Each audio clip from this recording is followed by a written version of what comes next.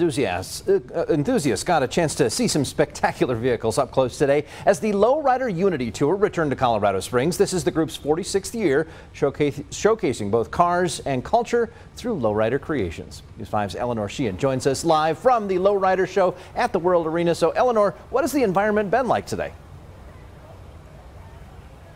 Well, hundreds of families and friends came across the country here to the Broadmoor Arena to celebrate lowrider culture and to check out fantastic cars like this one. Today, I spoke with a father and son who spent years working on this car together.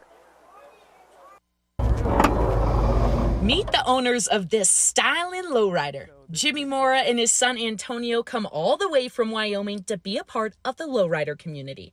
I'm just a dad and a grandpa who tries to really use the lowrider community and what I learned growing up from my family to make a positive influence in my son's life. Mr. Mora says family and tradition is a huge part of the lowriding culture. It's traditions passed down to generation, vehicles passed down from generation to generation. The Moras have been fixing up this car for over 8 years. One of my favorite parts of the car is the headlights right here. We got them from a friend of mine. But the car did not always look like this. It was destroyed. It looked like it belonged in the junkyard. Bought it for, $700, drove it home in reverse, didn't even have, forward gears. Its rough beginnings is what gave the car its name. We named it the Nightmare Money because every shop we took it to, everybody said, this car's a nightmare. Turning this car into a work of art was not easy. First thing we did was we tore out the engine, tore out all the suspension, everything underneath. And Antonio had to get a little dirty when necessary. I